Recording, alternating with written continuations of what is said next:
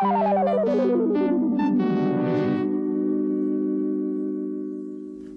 y'all. This is God in them streets. Once again, I'm with my illustrious brother, the great mind, born king of law, and we would like to bring knowledge to a situation pertaining to the 50th anniversary in hip-hop and how they are addressing all of the G's except for the gods. So without further ado, I'm going to bring my brother Born King on. Peace. Peace, people. Yeah, power to the people, man. The people are the power. So, God in them streets in conjunction with 5%ofnews.com, you know what I'm saying? What we'll be doing is over a period of time, having conversations with you, the people. Conversations that are not being had by other people, especially other podcasters who might have touched maybe an angle or two in regard to what we will be introducing to you today, right now. But this kind of conversation, whether you regard it as a high level conversation or you regard it as a conversation that meets the people's needs, it meets them in their ears, it meets them in their brains, it meets them where they stand. It's a conversation that must be had, because at the end of the day, you know what I'm saying? And today is 7/6. The reason why I give you the numbers, because the numbers is not just numbers. We live in mathematics. So this is the God month and equality day, right? And so what we're going to be introducing you to, and what we're going to be having an ongoing conversation about, is the foundational G upon which the 50 years of hip hop began with. Because the first G is the foundational G. It is the G in which that at the base of hip hop's first year, this was the G that was there. Now, as this G was there in the beginning, right? The question, or the reason why we're going to have these conversations, is how come this G is not being uplifted now, 50 years later? Here we are on the 50th anniversary of hip hop, and we talk about every G except for the foundational G, which is the gods. Now y'all can act, and it doesn't matter what coast you from, right? Y'all can act like y'all don't understand what I'm saying to you, but we had a conversation online with you guys, and we spoke about Chuck D and how Chuck D, when he did his analysis of the 50 years of hip hop, that he mentioned gangsters, he mentioned gangs, he mentioned gospel, he mentioned gays, but he didn't mention the gods. And what I've been seeing even on BET, and I'm seeing all of these celebrations where everybody talking about, yeah, hip hop has come this far, right? But where's the foundational G at? Because you already know, even if you talk to people like Fat Joe, who grew up in P-Lawn, who grew up in the Bronx, listen to his early releases. He always used to term gods. You know what I'm saying? Like, we are really the foundational G. Before the gangsters, it was the gods. And I can prove it to you, right? And so this is what this ongoing conversation is about, because we want you to get involved in the conversation. We don't want it to just be a two-sided conversation between you and me and my brother Shabu Biallah. No, we want you involved in the conversation, because it doesn't matter if you old school, mid school, or new school, right? You still got to pay attention to the foundation that built the house of hip hop. You got to pay attention to the foundational black culture that ruled the urban communities before hip hop was even birthed. We are that foundational youth movement, the gods. You see the integration of our language in the basic foundation of hip hop. Before KRS-One, before Africa Bambaataa, before all of the people who you acknowledge As the founders of the culture of hip hop, you have to acknowledge the founder of the culture, the gods. And that's the problem. New York, I'm ashamed of y'all.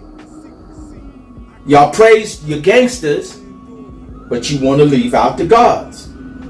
Because in New York, we all know it's the city of the gods. And everybody knows this. Like, even the gangsters understood who the gods were. Because we interacted. Let's say we start at 73. So that we talking about God understanding. Now what we're looking at in 73, we're looking at the dawn of the golden age of the gods, where there was no youth movement with the kind of power and respect. And I'm talking about from Medina, which is Brooklyn, Mecca, Manhattan, Pelon, the Bronx, Desert, which is Queens. No youth movement was as strong as us. And so even the gangsters acknowledge the gods. So that's where we're going to begin. We're going to begin at the foundation, at the starting point, at where the cipher came in, where standing on your square came in. Because again, that goes back to the foundational G, which is the gods. And see, that's a fine representation of how the hip hop culture developed. Because like he said, in the mid 70s, I know at least 1973 is when I was first introduced to the knowledge of Allah's 5% Nation of Gods and Earths. And my cousin and them that went from being jolly stompers and ex-cons to getting the knowledge of self. Back then, St. John's Community Center, in which they jammed in St. John's Park, any project, especially my project, Cypress Hill projects, where we're not even given the credit for the influence of, like I said, Mr. Ellis that had the kicking coffin, Mr. Ellis that made the peak caboose, the train, Mr. Ellis that helped make MC Haswell with the big MC, and he also helped with the dance masters that was from Brownsville that had the 4, 5, 6 speakers. So all those projects, anywhere that you went, like he said, Brooklyn, Queens, the Bronx, Staten Island, all those places, in those parks where they was playing music and first developing what we call hip hop, there was ciphers with the gods building. And in those ciphers, we always stood on what we call our square, which became the B-boy stance, which is standing on our square. Where do they get now? Cipher, which means no. So everything that first came about, and this is leading up to one of the most influential people that come from our nation as far as representing us, which was Rakim, Big Daddy Kane, King's son, my man King Justice, right? Or Just Ice. All those individuals was important in the foundation of hip hop as far as representing our way of life through the language. Because our supreme mathematics is the science to our way of life, and our supreme alphabet is the science, of our language. And through our building is how a lot of those that was on the side was able to come to some type of rap or lyrics in their mind, because they seen all of us sitting there expressing all of these high sciences, what we call plus degrees. So we not only had the influence from the physical aspect, but we had the influence from the mental aspect. And like one of my older brothers now, Allah told me before, he said that he had a lot to do with Grandmaster Flash and the message. You know, don't get too close to the ledge. I'm trying not to lose my head. It's like a jungle sometimes. It makes me wonder how I keep from going under. So once again, me and my brother is here to make sure that the enlightenment of how this history of hip-hop in its 50th year, which we call Power of Refinement Cipher. And power is the truth. So this is why we have to deliver the truth so that you have the foundation in which hip-hop comes from. And before I pass it back to my brother, if you look just a few days ago, I put up, once again, real life content of how the gods were an influence on all of these rappers back then. And this was a situation at a club which we called the Roxy's back then, that was well known, that we attended. And LL came out, and he couldn't have been no more at that time 16, 17, because it was at the very beginning of his career, where he had radio and Rock the Bell. And at that time, in the Roxy's, anybody will tell you from any one of the 5 boroughs, everybody went there, you know, with their shine, their jewelry, their British Walkers, their Quarterfields, whatever it was that was the style or the fashion, the women with the big door knockers and dolphin earrings and everything. So it was always a contest of fashion and jewelry and, you know, how you was recognized out in the street. So that's how we got to know each other in all these different boroughs. But at that time, in those clubs, I'm going to keep it 1,000 with you.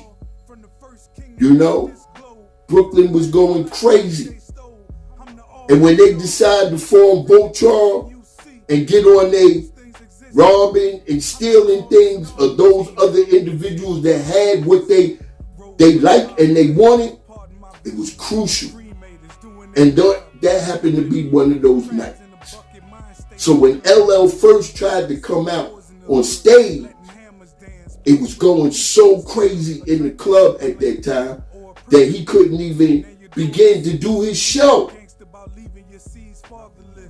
But because of how well the word peace was understood and honored at that time, that I was able to get in front of the Roxy stage.